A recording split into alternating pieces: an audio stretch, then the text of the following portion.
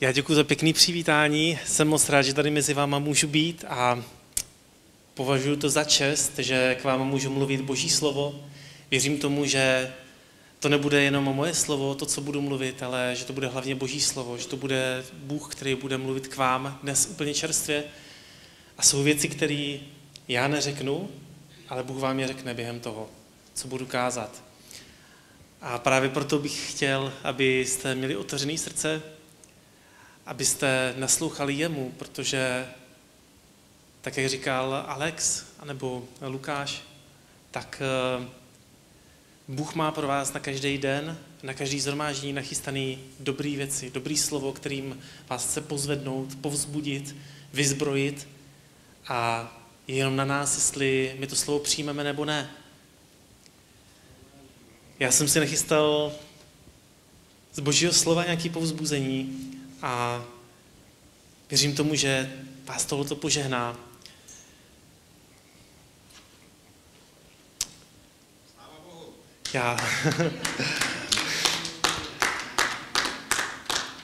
Já mám napsané nějaké poznámky a pokud vás to neurazí, tak já bych to četl z Kralické Bible, to je můj oblíbený překlad. A chtěl bych začít v Žalmu 8, od 2. verše, a pak 4. až 10. verš.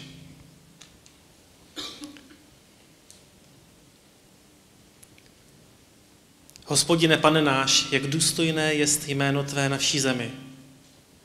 Neboť jsi vyvýšil slávu svou nad nebesa. Když spatřují nebesa Tvá, dílo prstů Tvých, měsíc a hvězdy, které si tak upevnil, říkám, co je člověk, že jsi na ně pamětliv, a syn člověka, že jej navštěvuješ. Nebo si ho málo menšího andělů učinil, slávu a ctí korunoval si jej. Pánem si ho učinil nad dílem rukou svých, všechno si podložil pod nohy jeho. Ovce i voly všechny, také i zvěř polní, ptactvo nebeské i ryby mořské, a cožkoliv chodí stezkami mořskými. Hospodine, Pane náš, jak důstojné jest jméno Tvé na vší zemi. Já bych dneska chtěl na tomto místě se zabývat tím, kým je Bůh a kým jsme my. Když se díváš na stvoření kolem sebe, Bible o tom mluví, Bible mluví o tom i v Římanu v 1. kapitole, tak to stvoření ti ukazuje na Boha. To ti ukazuje na jeho velikost, to ti ukazuje na jeho slávu, to ti ukazuje na to, jak on je zručný stvořitel, jak on si vyhrál se všema těma barvama, zvířatama, rostlinkama, květinama, se všema těma horama, kopcama, údolíma, oceánama, jezerama. A ten žalmista, když tohleto sleduje, tak on nad tím úplně žasne. Úplně z toho cítíš, jak on na to kouká a je tím úplně ohromený. A to je přesně to, co se děje, když ty se díváš na stvoření, tak ty vidíš Boha, ty můžeš vidět Boha. Můžeš a nemusíš. Je spousta lidí, kteří v tomto světě chodí v tom stejným, co ty, vidí kolem sebe ty stejné věci a přesto to nevnímají.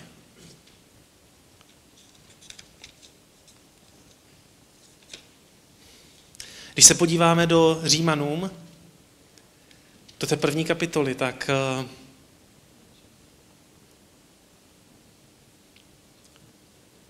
tam se o tom přesně píše. Tam se píše o tom, že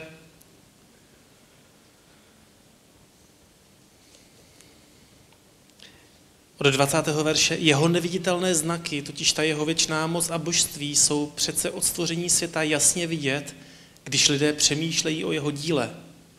Takže nemají výmluvu.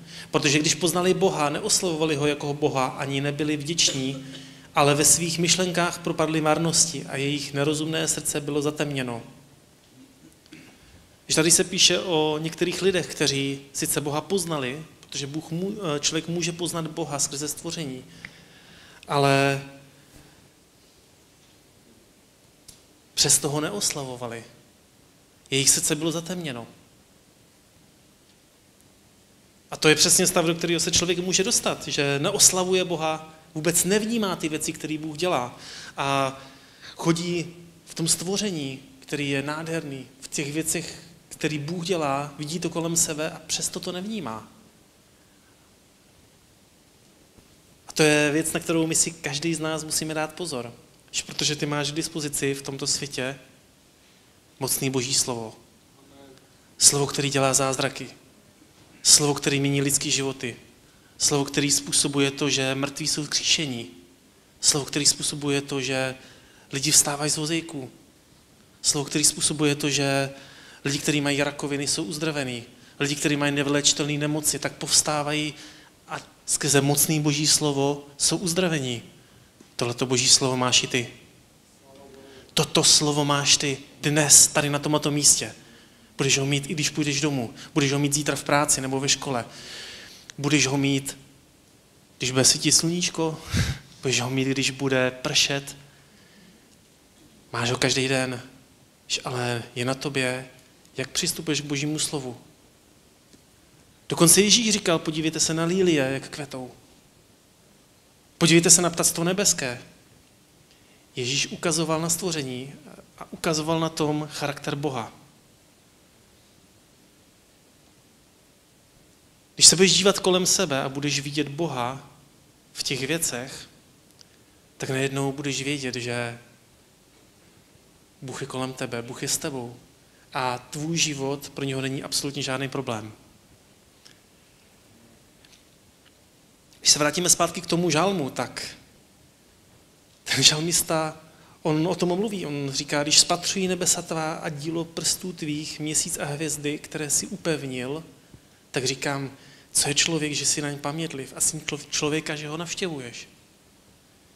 Já si vzpomínám, já jsem kdysi, už je to spoustu let, jsem seděl jednou v létě na lavičce před naším domem s mým bráchou a koukali jsme na hvězdy. Já jsem přemýšlel, co je za těma hvězdama a co je za těma dalšíma galaxiema. Mně se úplně zamotala hlava. Protože když nad tím začneš přemýšlet, tak zjistíš, že nemáš malýho Boha. Ty nemáš malýho Boha. Já jsem kdysi byl na jednom shromáždění, kde kázal jeden Američan a on o tom mluvil. On mluvil o té velikosti. Dá se to najít někde i na internetu, nejenom to jeho kázání, ale i ty fakta, o kterých on mluvil, o tom, jak ten vesmír, ve kterým my jsme, je obrovský. Obrovský. On tam dává různý porovnání a když tyhle ty věci, když nad nimi uvažuješ, tak ti jenom ukazujou na velikost Boha. A v tu chvíli ti připadne úplně strašně vtipný, nebo možná směšný, možná až legrační, jak tady na malé planetě tolik národů, tolik ras, tolik lidí a hádají se, jsou ve vzpouře, dělají války, ubližují si navzájem. Připadne ti to úplně nesmyslný. Já jsem nad tím jednou přemýšlel a uvědomil jsem si, že jak jsme zpívali, celé to stvoření oslavuje Boha, celé to stvoření má řád a pořádek a pak je zde jedno místo v celém vesmíru a tím je země. A tady na tomto místě jsou věci trochu jinak. A my se k tomu dostaneme. My to dneska trošičku rozklíčujeme z Božího slova, ale to ještě za chviličku.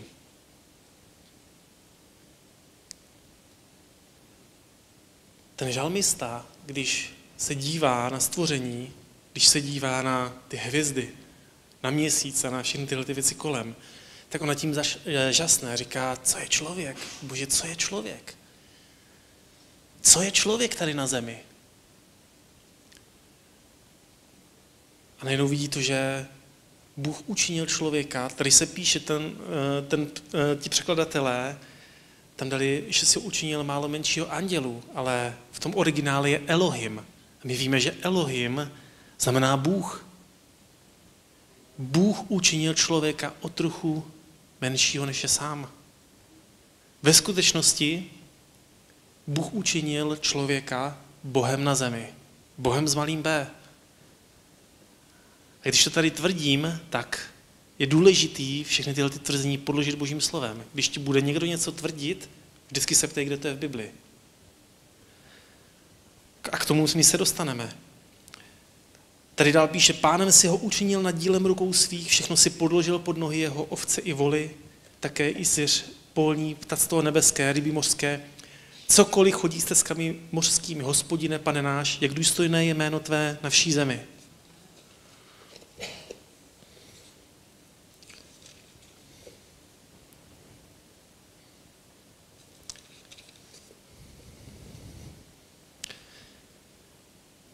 Já tady trochu odskočím v toho, co nemám v poznámkách, ale podíváme se ještě do Genesis, do 1. kapitoly,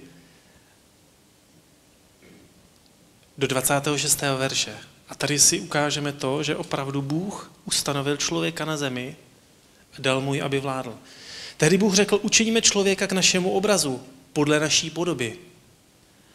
Bůh tebe, když tvořil, tak tě stvořil podle sebe. Někteří lidi to popletli a myslí si, že člověk byl podle orangutána nebo gorily. Není to tak. Není to tak. Bible říká, že Bůh učinil člověka sám podle sebe. On když tě tvořil, tak do tebe otiskl svůj obraz. A teď poslouchej, jak on to definuje. Učiníme člověka k našemu obrazu podle naší podoby, ať panují nad mořskými rybami, nad ptactvem nebeským, nad dobytkem, nad vší zemí i nad veškerou havětí lezoucí po zemi. Bůh, když stvořil člověka, tam je máš 4krát nad. On měl panovat nad a nad tím a nad tím. Nade vší zemí. Bůh stvořil člověka ke svému obrazu, k obrazu Božímu stvořil jej, jako muže a ženu stvořil je. A Bůh jim požehnal a řekl jim, ploďte se a množte se a naplňte zem, podmaňte ji a panujte nad mořskými rybami, nad nebeským ptactvem i nad každým živočichem lezoucím po zemi. Bůh jim řekl, ať panují. To je přesně důvod, proč Bůh stvořil člověka a vložil ho na zemi. Člověk tady nebyl stvořený proto, aby byl rohožkou okolností. Člověk tady nebyl stvořený proto, aby on byl tím, kdo leze po zemi. On je tady tím, kdo má panovat i nad každým živočichem lezoucím po zemi. Tohle to je přesně Boží záměr. Když budeme číst dál, tak zjistíme, že se něco pokazilo, ale ne u Boha. Toto byl Boží záměr, s kterým Bůh stvořil člověka. Ale zároveň dal člověku svobodu. My každý máme svobodu. A to je zároveň ten atribut, který nás právě odlišuje od zvířat. Zvířata jsou stvořený s instinktama, ale člověk má svobodu rozhodovat se pro dobré i zlé. Bible o tom tolikrát mluví. Říká, dnes jsem před tebe předložil život nebo smrt a radím ti, zvol si život, ale ty si volíš. Ty si volíš každý den, každou chvíli. Dnes jsem před tebe předložil Boží slovo. Můžeš věřit Božímu slovu, můžeš věřit okolnostem. Můžeš věřit těm tlakům, můžeš věřit lžím od ďábla. Ty si volíš, ty se rozhoduješ. A to je ten důvod, proč na zemi to vypadá tak, jak to vypadá. Protože lidi mají možnost se rozhodnout, lidi mají svobodu volby.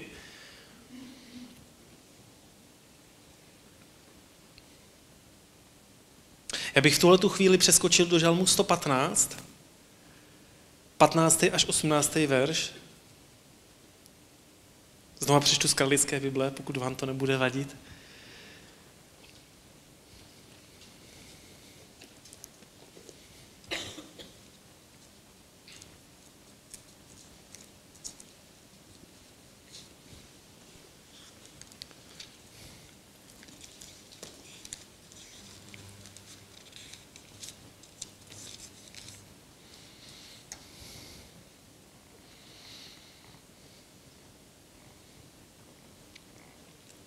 Požehnaní ví od Hospodina, který učinil nebesa i zemi.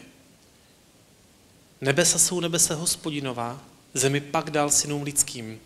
Ne mrtví chválit tě budu Hospodina, ani ti, kdo ze všech těch, kteří se stupují do místa mlčení, ale my dobrořečit ti budeme Hospodinu od tohoto času až na věky. Haleluja. Jste milovaní, jste požehnaní od Hospodina. Ale tady Bible mluví o tom, že Bůh dal zemi synům lidským. Bůh si nechal vládu v nebi a dal zemi synům lidským. A když se podíváme do nebe, tak zjistíš, že tam Bůh vládne a vládne tam dobře. Když se podíváme na zemi, tak zjistíš, že tady vládne člověk. A fakticky to, co se stalo úplně na začátku, tak je to, že člověk zradil Boha, zradil tu vládu, kterou dostal od Boha a zradil ji božímu nepříteli, satanovi. Přišel ďábel, podvedl člověka, člověk naslouchal špatnému slovu, naslouchal lži, nechal se podvést. A víme, jak to dopadlo. Přišlo prokletí, přišly nemoci, přišla smrt. Věci, které Bůh nikdy nechtěl. Bůh člověka varoval. On mu dal možnost volby, on mu dal svobodu. A já jsem nad tím přemýšlel a uvědomil jsem si jednu věc. Když Bůh mluvil k Adamovi a k Evě, tak on jim řekl, on je varoval, ale oni úplně moc nevěděli, o čem mluví. Když mluvil o smrti, oni neznali smrt, oni znali život. On jim mluvil o trápení. Oni se s tím v životě nesetkali. Oni vůbec nevěděli, o čem Bůh mluví. Přesto měli Boží slovo a mohli věřit jeho slovu. Měli jednat podle jeho slova a neudělali to. Nechali se podvést. A to je to, co někdy člověk dělá, že místo toho, aby naslouchal Božímu slovu, tak naslouchá hlasu okolností, naslouchá lidem, kterým nemá naslouchat, nechá se podvést, nechá se svést na špatnou cestu. Proto je důležitý, čemu věnuješ svoji pozornost, čemu dáváš prostor ve své mysli, čím se sytíš, na co se dívají tvoje oči. Je to tak důležitý, je to tak zásadní. A já jsem rád, že jste dneska přišli, abyste slyšeli Boží slovo, protože to je to, co otvírá naše oči. Boží slovo je životem a lékem. Boží slovo je světlem pro naše životy, světlem pro naše cesty. A my potřebujeme Boží slovo, protože bez Božího slova nemůžeme vůbec nic v tomhle světě. Nic, co má skutečně věčnou hodnotu. Bůh dal zemi synům lidským, ale člověk zradil a předal tuhletu nadvládu ďáblu satanovi. A satan se stal bohem s malým B v tomto světě. Člověk se mu poddal, nechal se jim podvést a přivedl na sebe prokletí. A víš, co se mi líbí? Že Bůh to tak nenechal. Že Bůh se neurazil a řekl, no, já jsem vám to říkal, no, tak máte, co jste chtěli. Jo. No, tak to jsem zvědavý, jak to vyřešíte. No. Bůh hledal člověka. Bůh ho v tom nenechal. Všimni si toho, člověk udělal tu nejhloupější věc, co mohl. Člověk zhřešil, úplně to pohnojil, lidově řečeno, a pak ještě utekl od Boha. A to je to, co častokrát lidi dělají. Nezvládnou situace, něco se jim nepovede, a místo toho, aby utekli k Bohu, tak utečou pryč od Boha. Utečou z církve, utečou ze služby, utečou z manželství, utečou z práce. Útěk. Tak často lidé řeší své problémy, své situace. Že mi se líbí, že Bůh neutekl. Že si neřekl, no tak dobrý, tak na zemi se to nezvládlo, tak si udělám jinou zemi na opačné straně galaxie. A nebo rovnou 2. A nebo to všechno spláchnou, je to pryč. Že mi se líbí, že Bůh se k tomu postavil jako chlap, bych řekl teda, nebo jako Bůh možná ještě líp. Bůh to tak nenechal, protože Bůh je láska, protože Bůh nás miluje, protože on je dobrý otec. Jemu to vůbec není jedno. A víš, co on řekl? Člověk ten to pohnojil, ale já přijdu osobně a zaslíbil Mesiáše a já to vyřeším.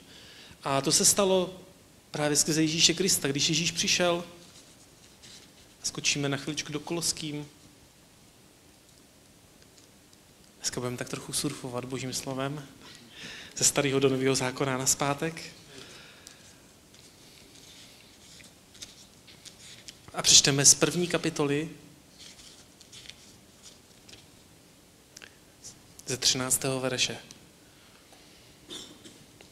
On nás vysvobodil z vlády temnoty a přenesl do království svého milovaného syna, v něm máme skrze jeho krev vykoupení, totiž odpuštění hříchů. To se stalo v Ježíši Kristu. On nás vysvobodil z nadvlády temnoty. Člověk, který přidal nadvládu satanu, ďáblu, temnotě, zlu, tak nakonec skrze Ježíše Krista byl vysvobozen. Nestalo se to hned. Trvalo to stovky let, protože člověk odřízl tuhletu zemi od Boha, tak Bůh se potřeboval postupně dostat na zem skrze víru. Člověk se ztratil Bohu skrze nevěru, tím, že nevěřil Bohu, nechal se podvést a Bůh se dostal zpátky na scénu skrze víru. A to je přesně to, co se děje i v lidských životech. Bůh se dostává na scénu do životů lidí skrze víru. Víru v jeho slovo. Proto potřebujeme Boží slovo. Protože Boží slovo je to, co v nás vypůsobuje víru. Římanům 10:17. Víra je ze slyšení Božího slova. A Bůh udělal každému z nás míru víry. Každý z nás máme víru, se kterou když něco uděláme, tak to přinese nějaké výsledky. A posune nás to dál v životě. A uděláme další krok k Bohu.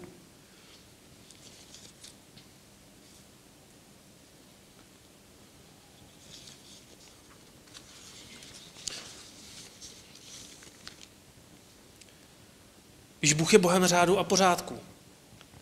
A když člověk vzal to ovoce, tak Bůh mu nedal hned přes ruce. Ne, nešahy, na to jsem ti říkal. Ne, Bůh o tom věděl. Bůh věděl, že se to stane. Bůh to i viděl. A přesto člověka nechal dotáhnout to minutí cíle, ten hřích. Bych možná řekl tu sebevraždu, až do konce. Člověk zabil sám sebe. Bůh varoval člověka, nejez, protože v den, kdy z toho stromu pojíš, smrtí zemřeš. Dvojnásobná smrt. Smrtí zemřeš. A v tu chvíli člověk opravdu zemřel. Zemřel duchovně. Odsekl se od Boha. A když Bůh neudělal nic nelegálního, on když viděl, že Satan získal vládu, tak on věděl, že se zpátky dostane, ale šel tou legální cestou.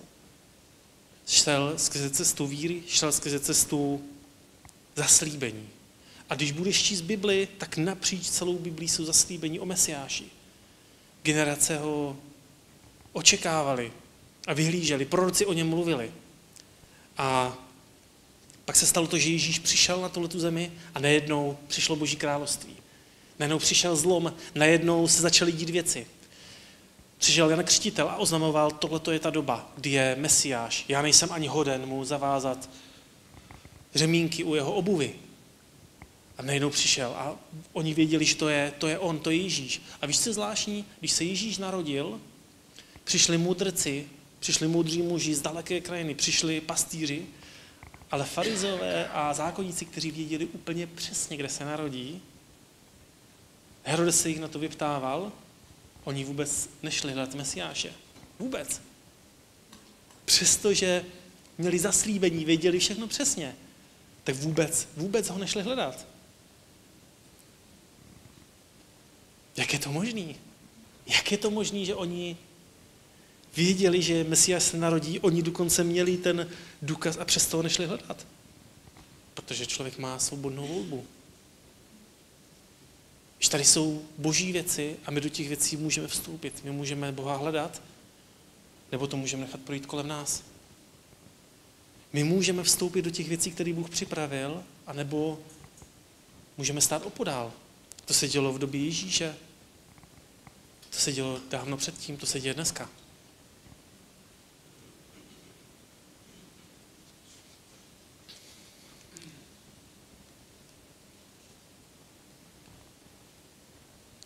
V Efeským 2:10 je napsaný, že jsou tady nachystané dobrý skutky pro nás, aby jsme v nich chodili. Bůh pro každého z nás připravil dobrý skutky. Víš, a ty v práci se setkáváš s lidma, který já možná nikdy v životě nepotkám. Pokud třeba nepřijdou sem na shromáždění nebo na nějakou konferenci.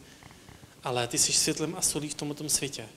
A ty se potkáváš s lidma, který na tobě vidí Boha, který na tobě vidí Ježíše. A ty můžeš se za ně modlit Ty můžeš svědčit, jak ti Duch Svatý povede. Ty můžeš být tím světlem. A taky nemusíš. Ježíš říkal, že světlo tady není od toho, aby ho strčil někde pod poklop nebo pod kýbl, ale aby bylo na stojanu a dávalo světlo ostatním lidem. To je tvůj život. Ty seš tady proto, aby se svítil lidem a lidi na tobě vidí Boha. Víš, já ti něco řeknu. Dneska tady při chválách já jsem tady prožil strašně silně Boha. A tobě to možná nepřijde, protože jsi na to zvyklý.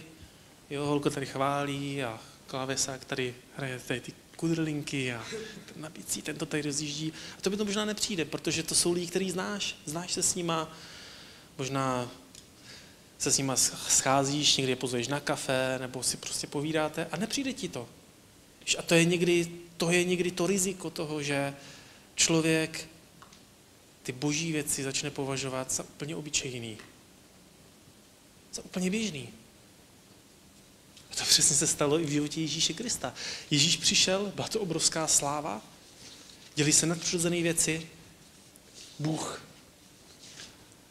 Bůh naplnil proroctví i věci, které on sám vůbec nemohl ovlivnit. A pak se stalo to, že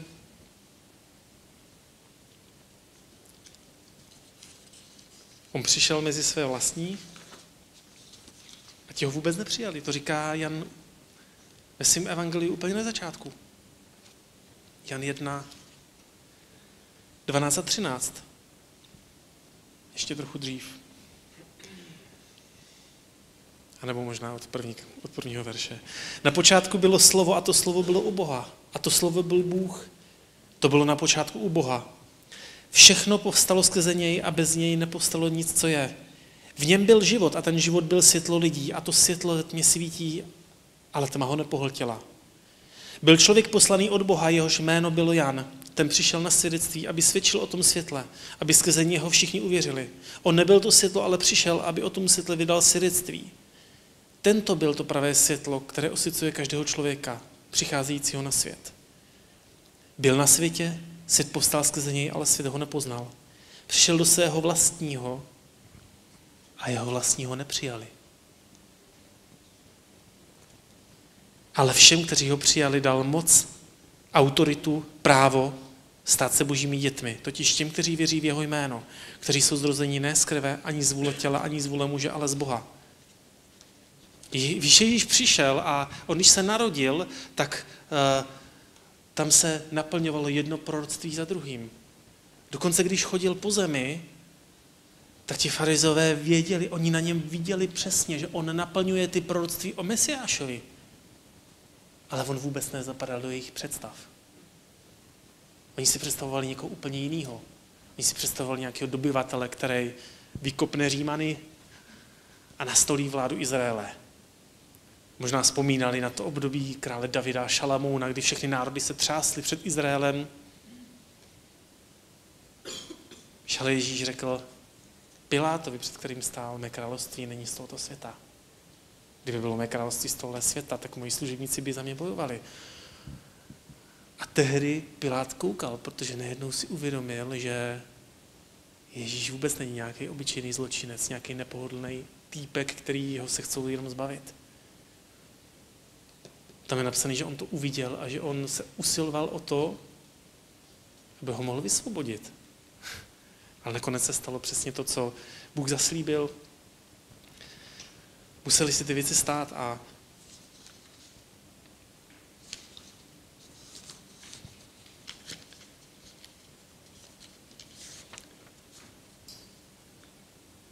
Ježíš zemřel za nás, stál z mrtvých, ale víš, jsou věci v tomhletom světě, které jsou přirozený a pak jsou věci, které jsou nadpřirozený. A Ježíš přišel jako král Božího království.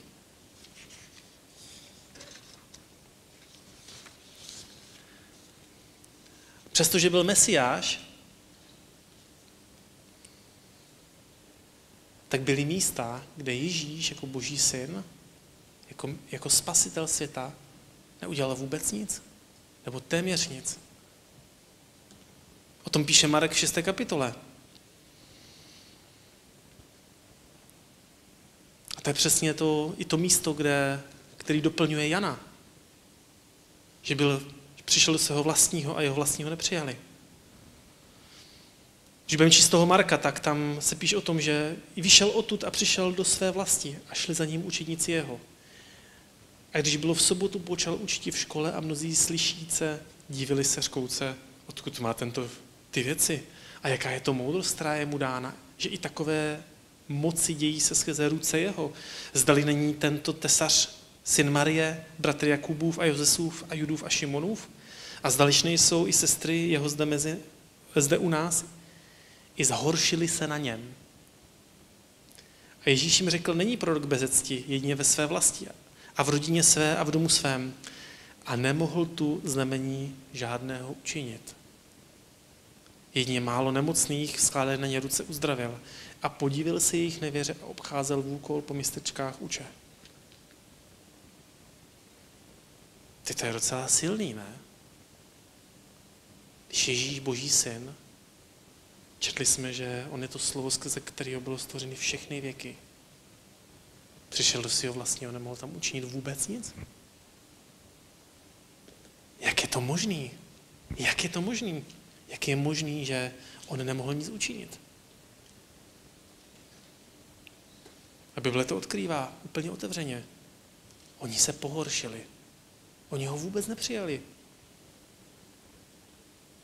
A Ježíš se podivil jejich nevěře. Když budeš studovat místa v Bibli v evangelích, který píšou o Ježíši, že někde se podivil, tak on se divil vždycky nad jednou ze dvou věcí. Buď se divil nad nevěrou, anebo nad vírou. U setníka se divil nad jeho vírou. Říkal, tak takovou víru, to jsem ani v Izraeli neviděl. A tady se divil v jejich nevěře.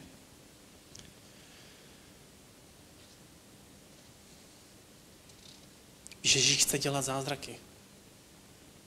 Ježíš chce dělat veliké věci. A on potřebuje spolupráci na naší straně. Ty věci se nedějí sami od sebe. To se nestane jenom tak. On potřebuje víru. Ježíš řekl, když odcházel, že se vrátí a ptal se, a nalezne syn člověka víru na zemi, když se vrátí? On hledá víru. On hledá víru ve tým srdci. On hledá víru ve tým životě. Když najde víru, tak pak může jednat.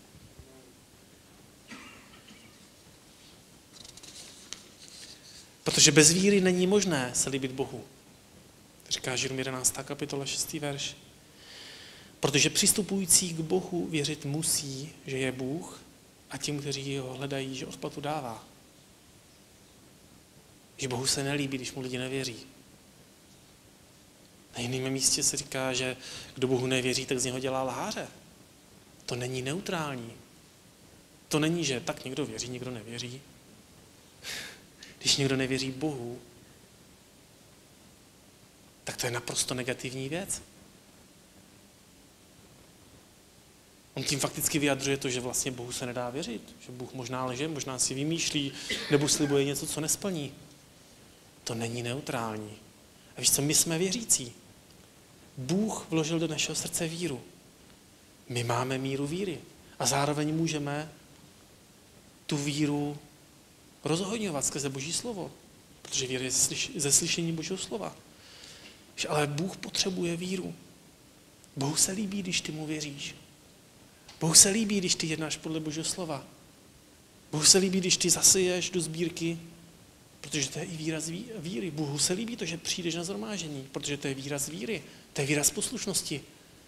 Protože Bible říká, neopouštějte společné shromáždění. To, co ty děláš, když sloužíš Bohu, když hledáš Boha, to, když si doma otevřeš Bibli, to, když si doma pustíš na magneťáku nebo na internetu chválíš ho doma, zavřeš se někde před manželkou, manželka tam peče kuře, voní to v celém baráku a ty se zavřeš a jdeš chválit Boha. Bohu se to líbí. Vypneš televizi a jdeš se modlit za pastora a za zasáhnout svět a za jiný církve a za své sousedy, za svého šéfa v práci a za vládu. Jak to říká Boží slovo, že se máme modlit i za vládu. Bohu se to líbí. Bohu se to líbí. Že ty musíš vědět, ty musíš věřit, že Bůh je a že Bůh odměňuje ty, kteří ho hledají. Když Boha hledáš, tak Bůh to odměňuje.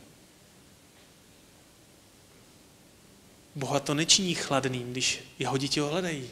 On to odměňuje. On se projevuje ve tvém životě. On tě žehná, on tě chrání. Ty se vyhneš problémů, se kterými se potýkají jiní lidi. Bohu se to líbí. Bohu se to líbí.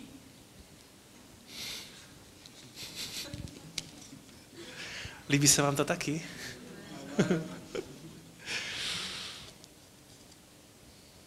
Bůh dává odplatu těm, kteří ho hledají.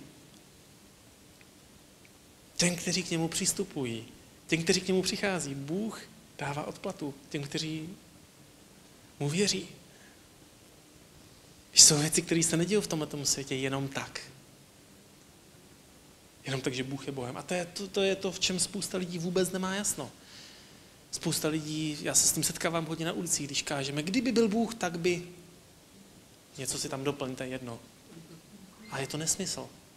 Protože ten člověk má nějakou zkušenost, nebo má nějaké porozumění situace, nebo něco vidí, nebo něco nevidí, to není důkaz ničeho. Bůh je živý. Já se v tom začnu trochu ztrácet. Ne, to bylo špatný vyznání. Zvukaři, prosím vás, vymažte tohleto, jo?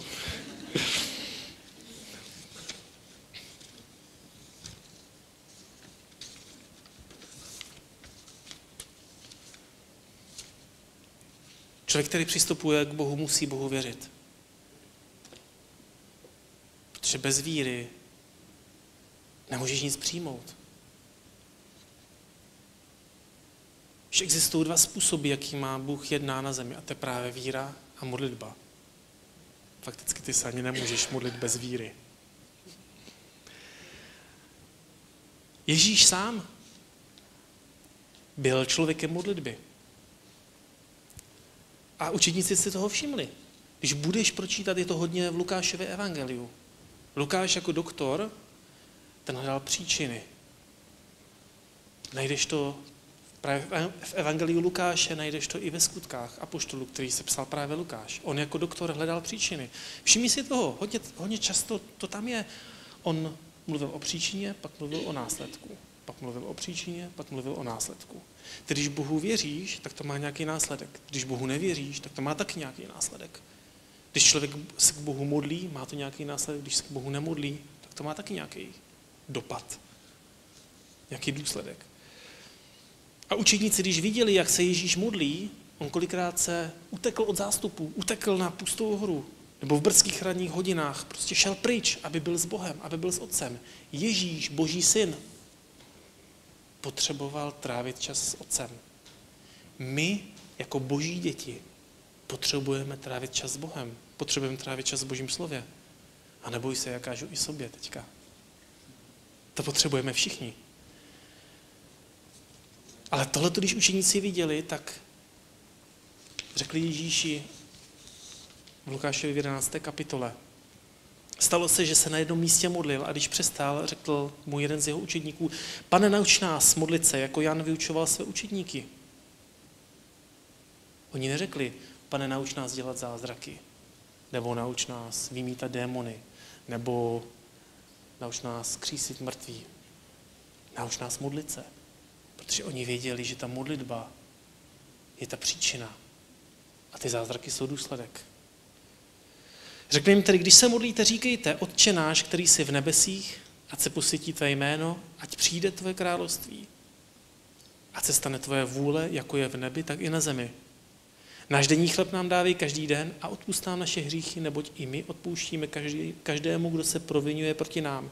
A nevoď nás pokušení, ale vysvoboď nás od zlého.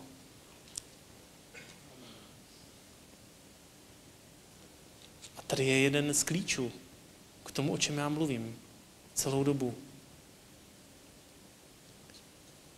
Ať se stane tvoje vůle jako v nebi, tak i na zemi. Když o tím budeš přemýšlet, tak z toho vyplývá, že v nebi se děje Boží vůle. A Ježíš se modlí Ježíš učil učedníky, aby se modlili, aby tak, jako se děje Boží vůle v nebi, se dělá i na zemi. To znamená, že v nebi se Boží vůle děje a na zemi se dít může a nemusí. A právě modlitba to rozhoduje. Víra lidí, jako seš ty a já, to rozhoduje. Naše jednání to rozhoduje. Proto spousta lidí je překvapených a je takový jedno pořekadlo, který říká, no tak, děj se vůle Páně. A to je nesmysl. Protože Boží vůle se děje v momentě, kdy se někdo modlí, anebo kdy Bohu někdo věří. Častokrát toto říkají lidi, kteří už hodí flintu do žita, lidově řečeno, a už nic nedělají, a děj se vůle Páně. No tak jestli se má dít Boží vůle, tak potom musí tady být nějaký člověk, který se modlí, který žádá Boha, aby se dělala jeho vůle. Pak tady musí být člověk, který vstoupí do těch věcí skrze víru a skrze poslušnost a dělá ty věci. Tehdy se děje Boží vůle. Tehdy se dějou Boží věci. A proto někdy v životech lidí a křesťanů a nevěřících se prostě některé věci nestanou. Ne, že Bůh by to nechtěl. Jsou věci, které jsou Boží vůle a stanou se, pak jsou věci, které jsou Boží vůle a nestanou se. Ale já tady chci říct, na prvním místě u Boha není nikdy chyba. Nikdy. Bůh je dobrý Bůh. A Bůh chce, aby jeho vůle se děla, ale závisí to na nás. Protože Hospodin dal zemi synům lidským.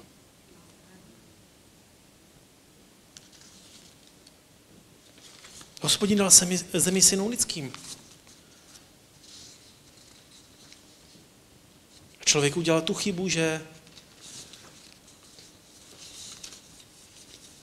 tu nadvládu zradil ďáblu, ale Ježíš to vzal zpátky.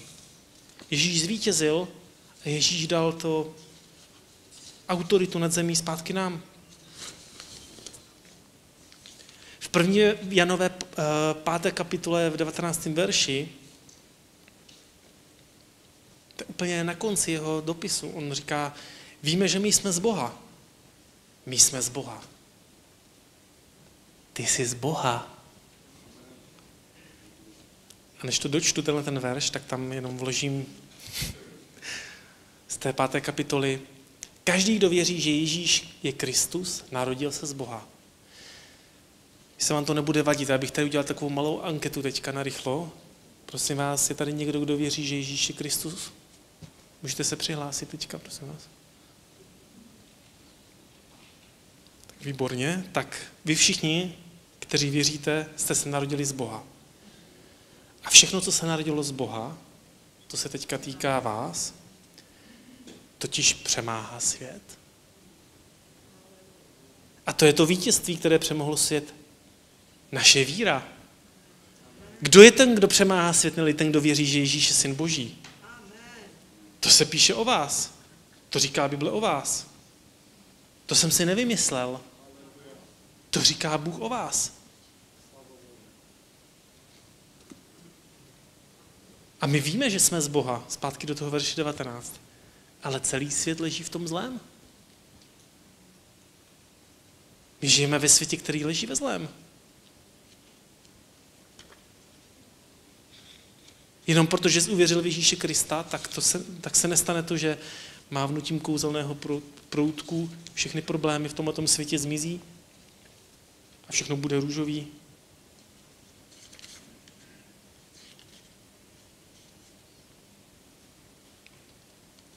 Ježíš řekl, na světě budete mít soužení, ale doufejte, já jsem přemohl svět. Ježíš přemohl svět a to vítězství dal nám. Skrze víru ty přemáháš na ten svět. Skrze víru ty můžeš zvítězit nad okolnostmi, nad problémama, nad trápením, nad útokem, nad pokušením. Ty můžeš zvítězit. Ty máš ten potenciál v sobě. Ta víra, kterou máš od Boha, to je Boží víra. To není lidská víra. Ty můžeš skrze víru vítězit. Ty můžeš skrze víru přemáhat. Když my žijeme v tomto světě, který leží ve zlém. Ten svět pořád leží ve zlém. Jenom protože Ježíš Kristus vykoupil lidstvo, tak to neznamená, že automaticky se to bude odvíjet v životech lidí. To se projevuje jenom v životě lidí, kteří Bohu věří, kteří se modlí. A my jsme se stali novým stvořením, jak říkal Alex. Jsme nové stvoření v Kristu. V našem nitru už je to jinak. My jsme součástí Božího království. A my jsme součástí království, který přemáhá v tomto světě. To není 50/50. Kdyby jsme bojovali a uvidíme, jak to dopadne. Ne, naše víra už přemáhá svět. Jenom ta víra, kterou máš v sobě, už ta přemáhá svět. Když podle ní budeš jednat, tak uvidíš i důsledky té víry. Uvidíš výsledky té víry. Uvidíš zázraky. Uvidíš změněné okolnosti. Uvidíš spasené rodiny. Uvidíš zázraky v životě tvých přátel i nepřátel, ze kterých se pak stanou tví přátelé třeba.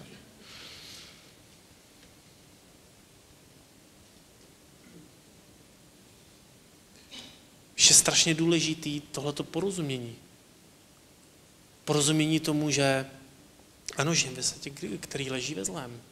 Žijeme ve světě, jehož Bohem s malým B je pořád ďábel.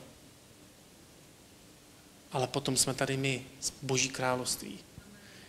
A my jsme tady jako okupační armáda, kteří tady prosazují Boží věci.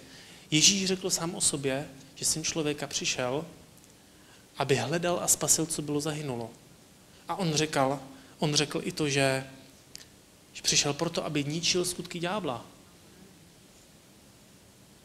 On aktivně vyhledával skutky ďábla a ničil je. A pak řekl to, že kdo věří ve mne? Ještě jednou Angeta. To seš ty a já.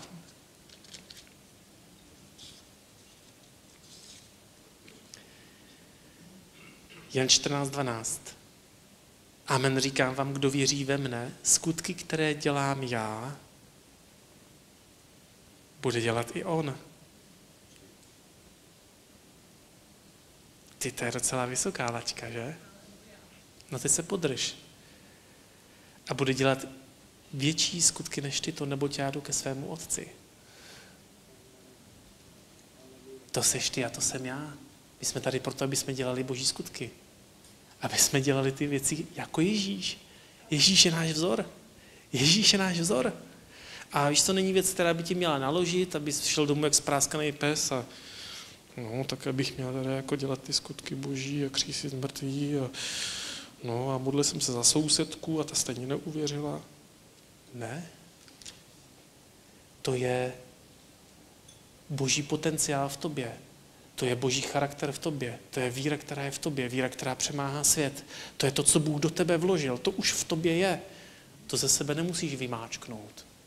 To jsou věci, které Bůh pro tebe nachystal a ty v tom můžeš jenom chodit. A je to tak jednoduchý. Je to krok za krokem. Děláme ty kroky s Bohem. A Bůh nás uvádí do těch větších věcí. A to je to, že my po těch věcech toužíme, že je chceme, že do nich vstupujeme. A ty do těch věcí musíš jít.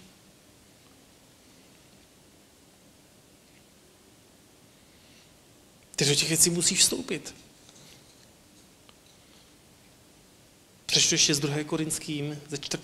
kapitoly, 1. 6. verše.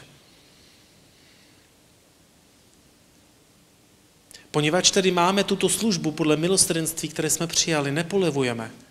Zřekli jsme se skrytých hadebností, nechodíme v chytráctví, ani nezacházíme s Božím slovem podvodně, ale zjevováním pravdy se v Božích očích osvědčujeme před každým lidským stvořením. Jestliže pak je naše evangelium zakryté, je zakryté těm, kteří hynou, nevěřícím, jimž Bůh tohoto světa oslepil mysli, aby jim nezazářilo světlo evangelia o slávě Krista, který je obrazem Božím. Vidíš, tady se o něm píše. O tom Bohu s malým B, o tom ďáblu, který se snaží oslepovat mysli lidí, aby jim nezazářilo světlo evangelia. Tady se rozhodně nepíše o Bohu, Otci, že by poslal Ježíše Krista, protože tak miluje svět a pak oslepil oči lidí, aby náhodou v něho neuvěřili. Tady se píše o Bohu tohoto světa, o padlým andělu, satanovi, který se snaží oslepit oči lidí, protože nenávidí Boha, nenávidí člověka, aby jim nezazářilo světlo evangelia. Ale pak jsme tady my. Neboť nekážeme sami sebe, ale Krista Ježíše jako Pána a sebe jako vaše služebníky pro Ježíše. Vždyť ten Bůh, který řekl, aby ze tmy zazářilo světlo, ten zazářil v našich srdcích, aby osvítil poznání Boží slávy ve tváři Ježíše Krista. My kážeme Krista Ježíše. Krista, který je Boží mocí. Krista, který je světlem pro ty lidi. Krista, který je záchranou. A Bůh jedná, Bůh zachraňuje, Bůh vysvobozuje.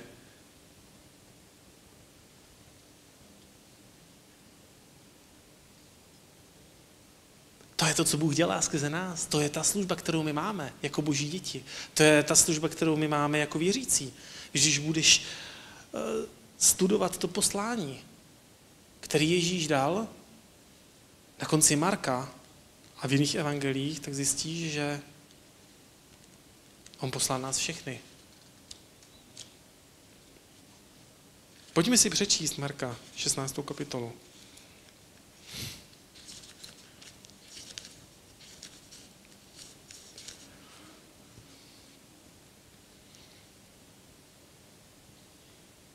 Od 15. verše. Potom jim řekl, jděte do celého světa a kažte evangelium všemu stvoření. Kdo uvěří a pokřtí se, bude spasen, ale kdo neuvěří, bude odsouzen. Ty, kdo uvěří, pak budou provázet tato znamení. V mé jménu budou vymítat démony, budou mluvit v nových jazycích, budou brát hady a kdyby vypili něco jedovatého, nějakým to neublíží, budou vkládat ruce na nemocné a bude jim dobře. Když k ním tedy Pán domluvil, byl vzat vzhůru do nebe, posadil se po Boží pravici a oni vyšli a kázali všude a Pán jim pomáhal a potvrzoval slovo znameními, které doprovázela. Ty, kdo uvěří, můžu si tady vidět takovou malou anketu.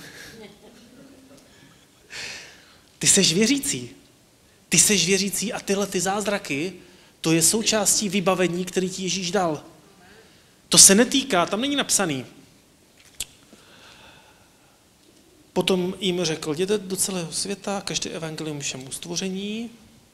To se týká jenom těch učedníků, že ti už jsou v nebi, takže tím pádem už to nikdo nedělá. A kdo uvěří, pokřtí se, bude spasen, kdo neuvěří, bude odsouzen. A apoštoli, pastory a kazatele budou provázet tato znamení. To tam není. Ty, kdo uvěří, ty, kdo uvěří. My jsme uvěřili Božímu slovu a to jsou znamení, které jsou nachystané pro tebe jako pro věřícího. Já ti něco povím. Tady do téhleté země přijelo spousta pomazaných božích mužů a žen. Včetně pastora Petra, včetně Alexe Peremota, včetně Steva Hilla, Carlose Anacondie a dalších. Díky Bohu za ně. Díky Bohu za ně. A oni jsou tady ale ne proto, aby udělali to dílo služby. Oni jsou tady proto, aby nás povzbudili, aby nás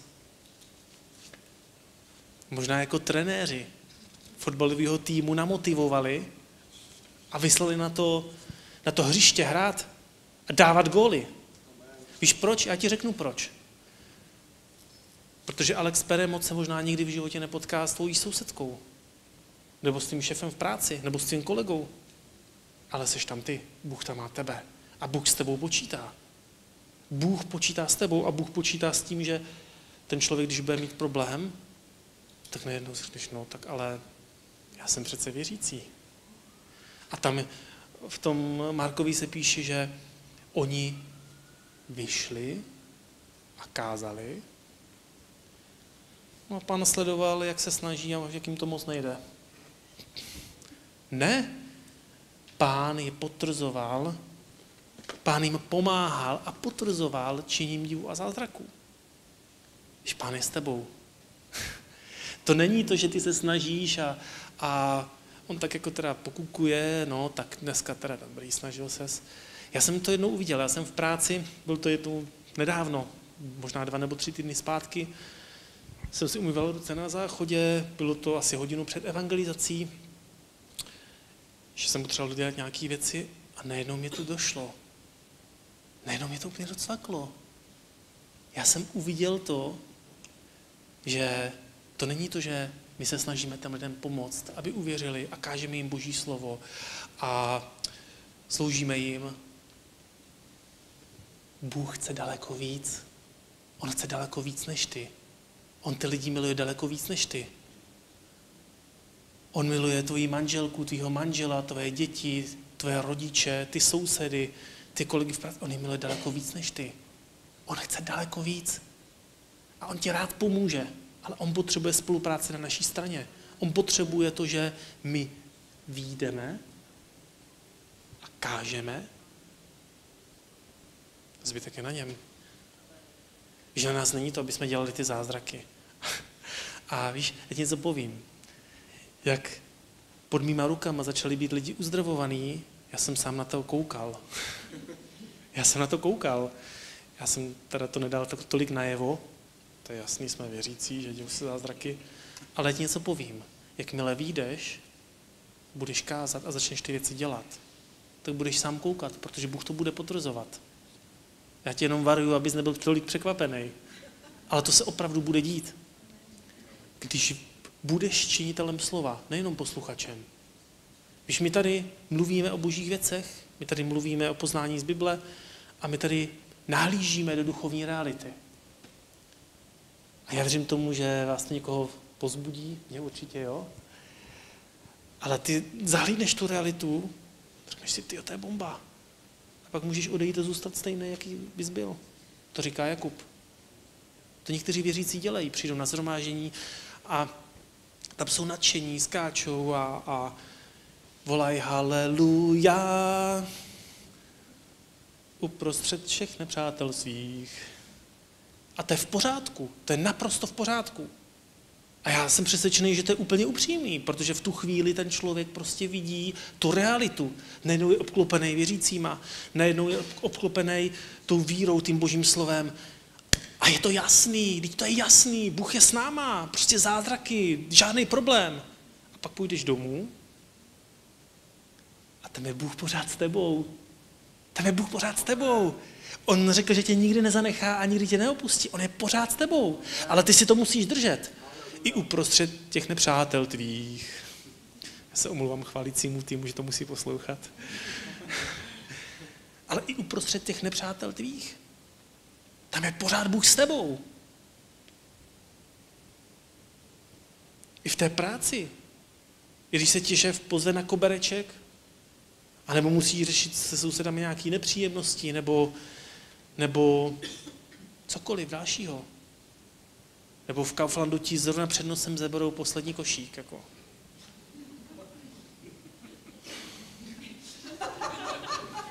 Můžeš volat haleluja.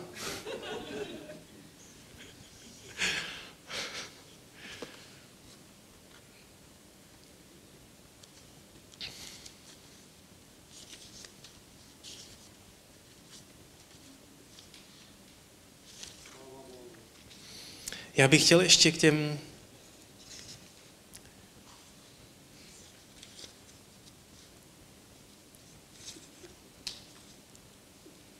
božím služebníkům.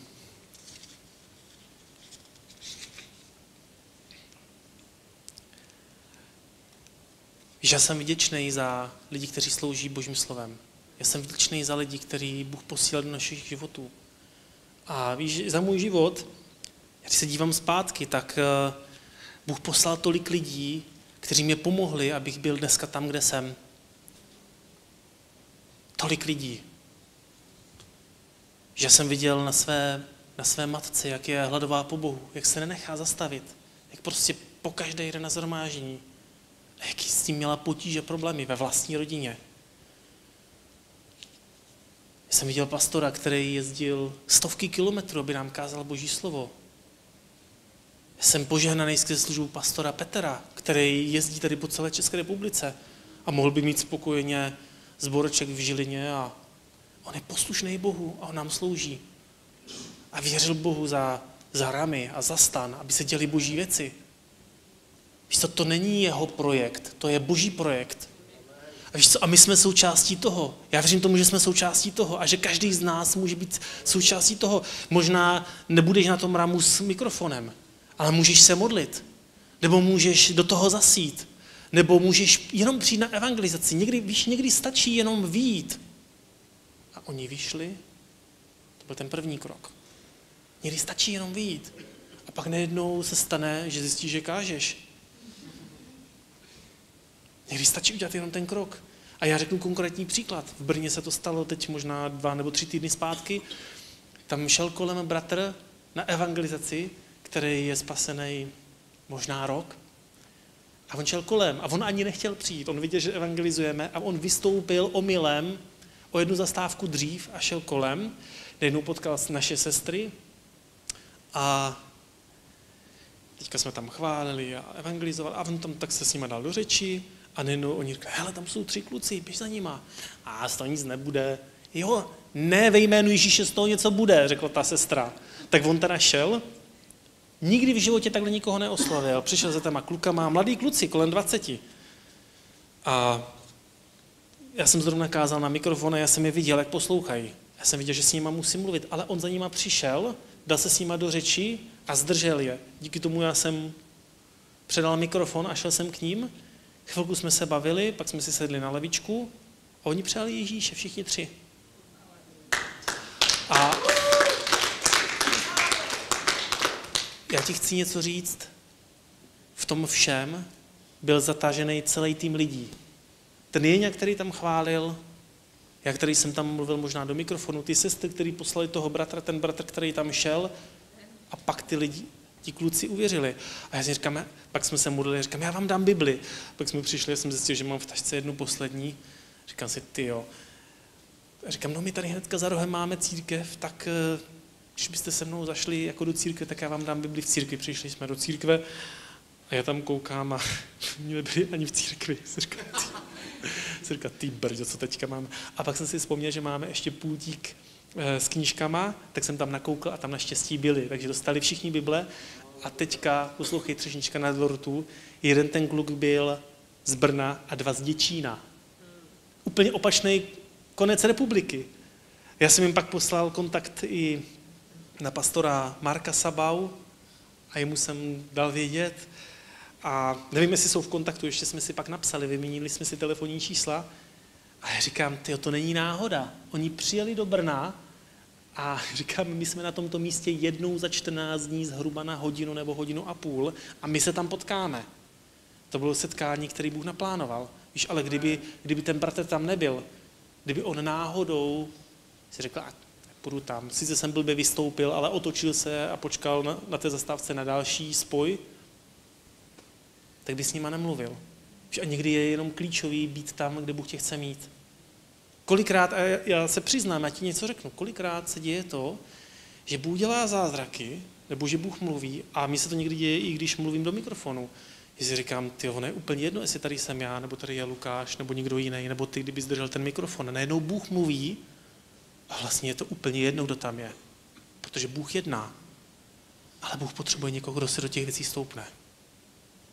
Bůh potřebuje někoho, kdo vyjde. A to můžeš být ty, anebo nemusíš. Ale můžeš.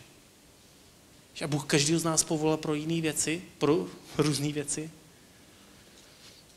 Já třeba možná nikdy v životě nebudu hrát na tyhle bicí, takhle pěkně. To je v pohodě. Možná nikdy v životě tady neuklidím tak pěkně, jak je tady hezky čisto uklizený. Ale každý z nás jsme součástí Božího díla. Každý z nás má nějaké povolání, ale to, co je důležité, je, když člověk do těch věcí vstoupí a dělá to. Protože společně tím šíříme Boží království. Ježíš, žádná věc není malá.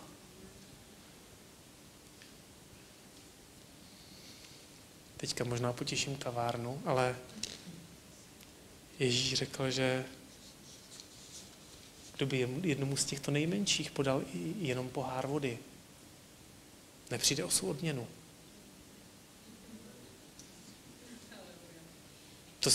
To jsem neřekl já, to jsem se nevymyslel, to řekl Ježíš. Kdo by jednomu z těchto nejmenších podal i pohár vody, nepřijde o svou odměnu.